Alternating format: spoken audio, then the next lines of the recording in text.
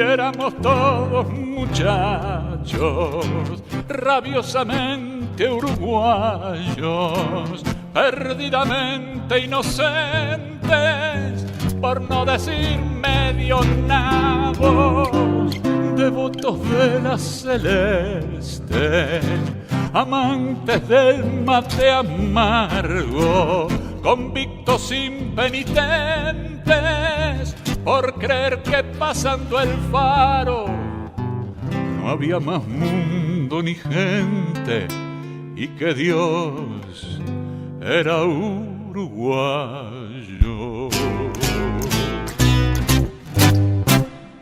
A continuación, emitiremos la segunda parte del informe de Luis con respecto a la estadía de los secuestrados en las cárceles del pueblo.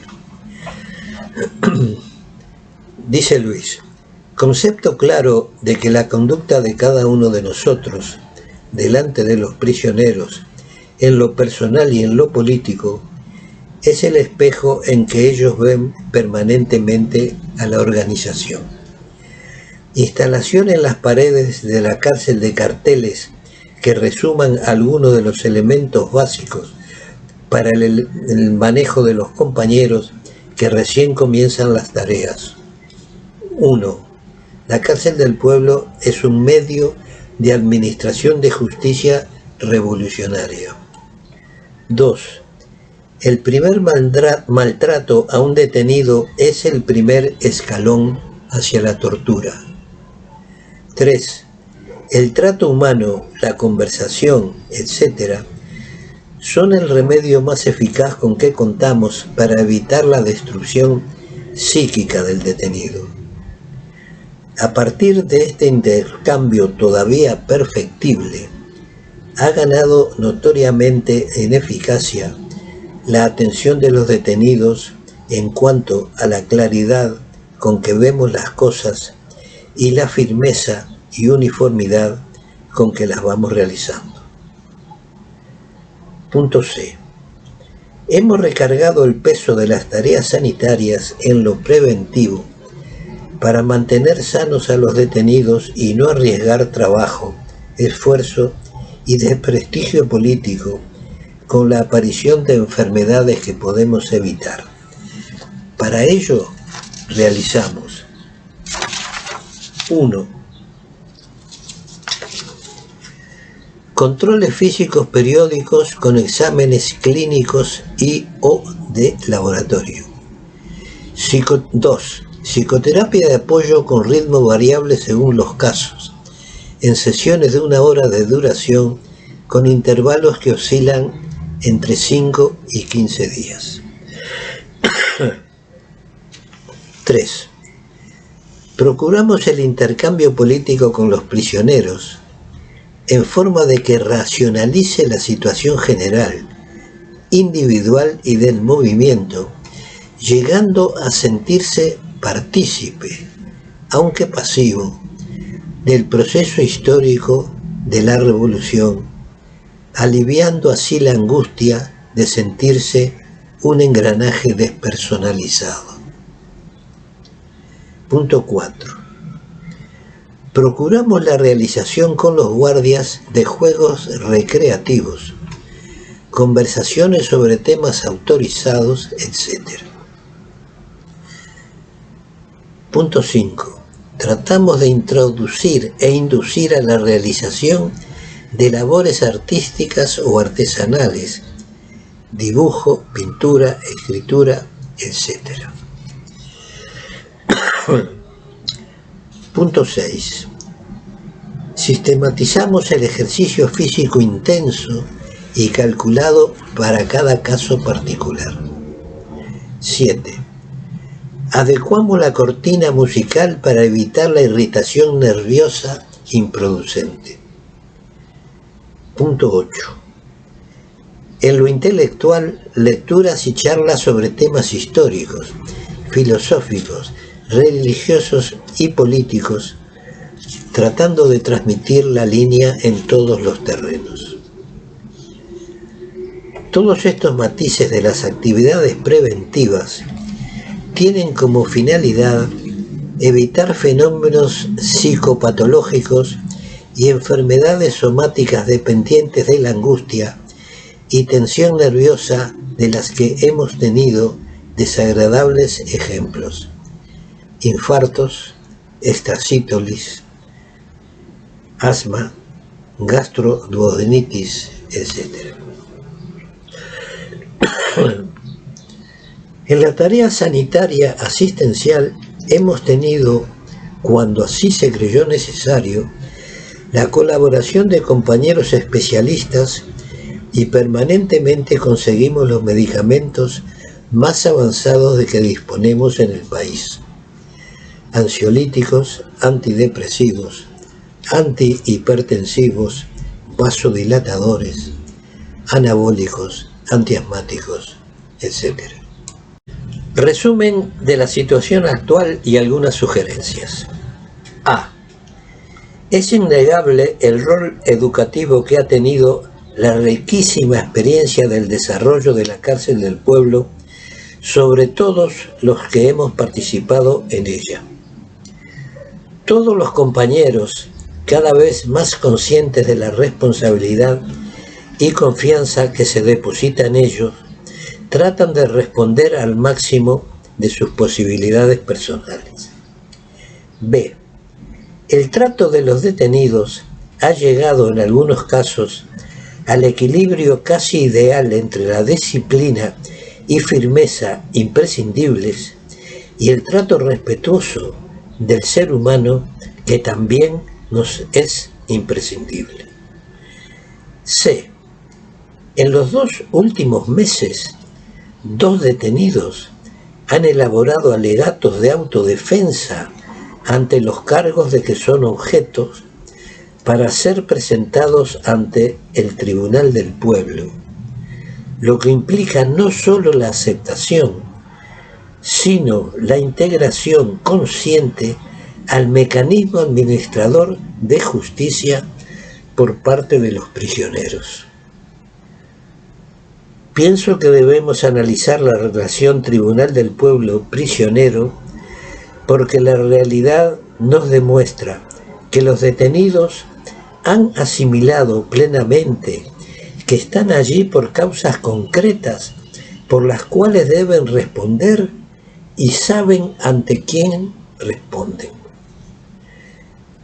Creo que deberíamos recibir la respuesta, o sea, el alegato, refutarla o aceptarla, comunicando al detenido su situación ante la justicia popular para mantener la imagen de seriedad que ellos mismos adjudican al proceso. D. Pensamos que un intercambio periódico con los responsables políticos militares sobre las condiciones de funcionamiento de cada local puede ser beneficioso. E. En las primeras horas de detención en que los prisioneros sufren muchas veces heridas y traumatismos graves, el llamado al médico debe ser urgente y, si es posible, coordinado de antemano, de manera que éste conozca la edad y enfermedades anteriores del individuo y, cuando la planificación lo permita, estar presente durante o en el final de la acción. En la etapa posterior de mantenimiento, sería de gran ayuda para el ejercicio de la psicoterapia y la terapia medicamentosa el conocimiento aproximado de la duración del cautiverio. Firma Luis, el 20 de septiembre de 1971. Tras la lectura del informe de Luis, como dije, un integrante del servicio de sanidad a cargo de la salud, como dice él, física y psíquica de los secuestrados, aparece, al menos para mí, una novedad, que es que la columna 70 estaba a cargo de la seguridad de los secuestrados, y evidencia el interés por lo menos de Luis en que la situación de los secuestrados fuera mejorando, como dice él, progresiva y paulatinamente, cosa que yo dudo, pero es su visión.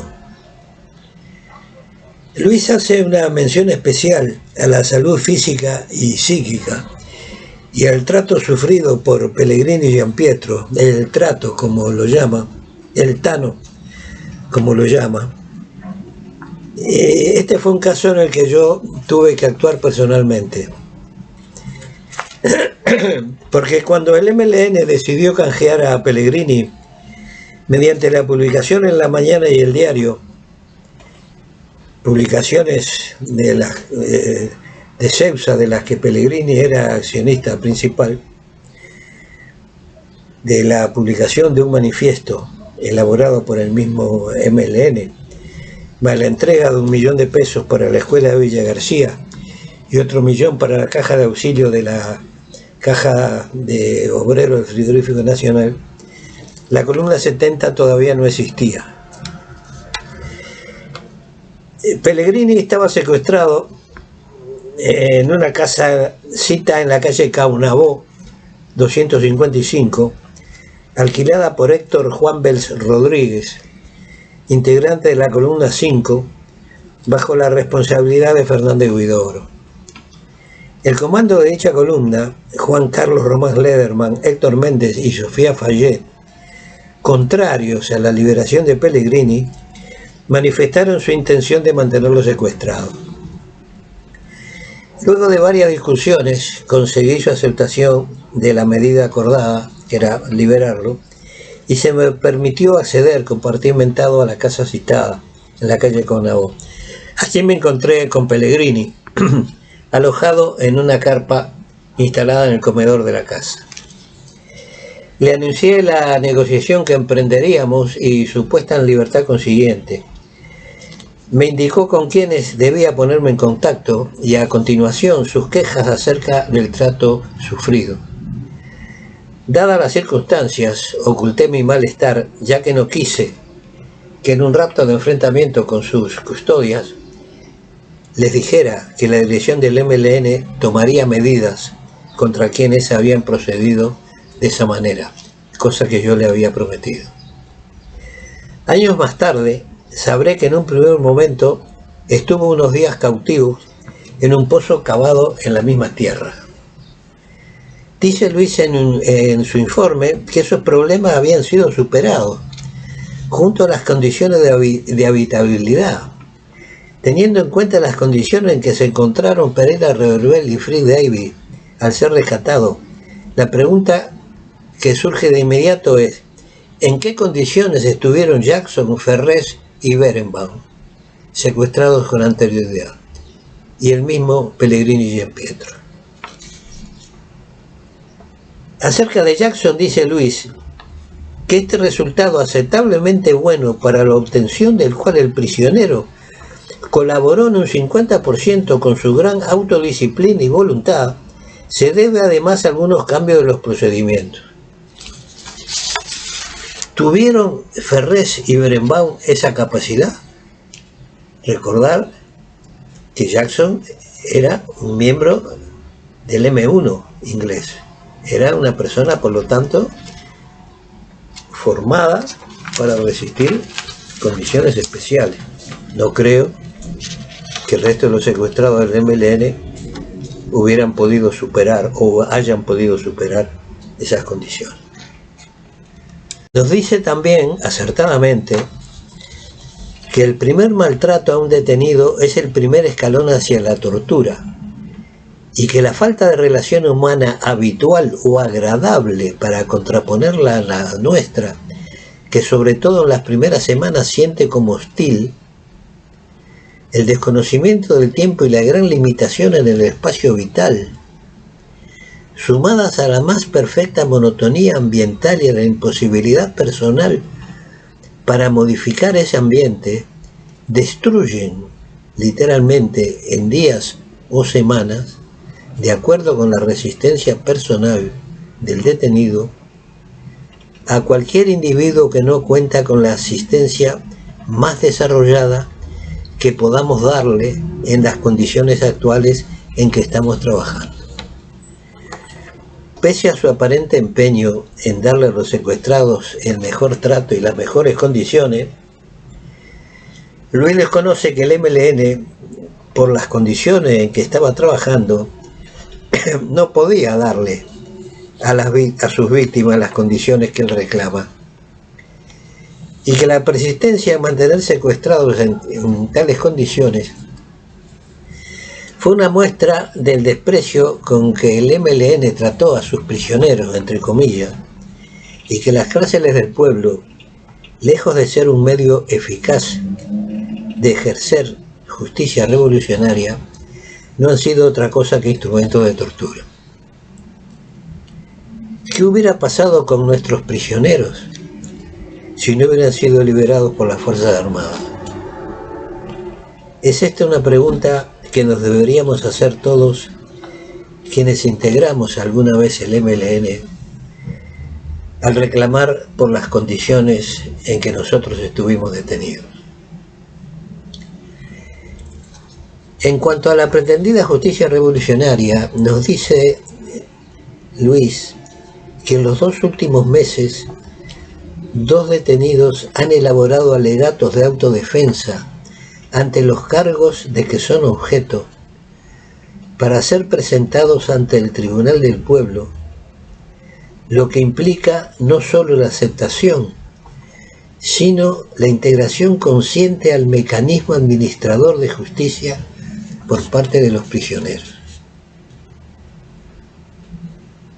En lo personal, siento dolor y vergüenza ante la soberbia con que fuimos capaces de adjudicarnos el papel de administradores de justicia sin darnos cuenta que la justicia revolucionaria fue la violación de la justicia más elemental. Nada más.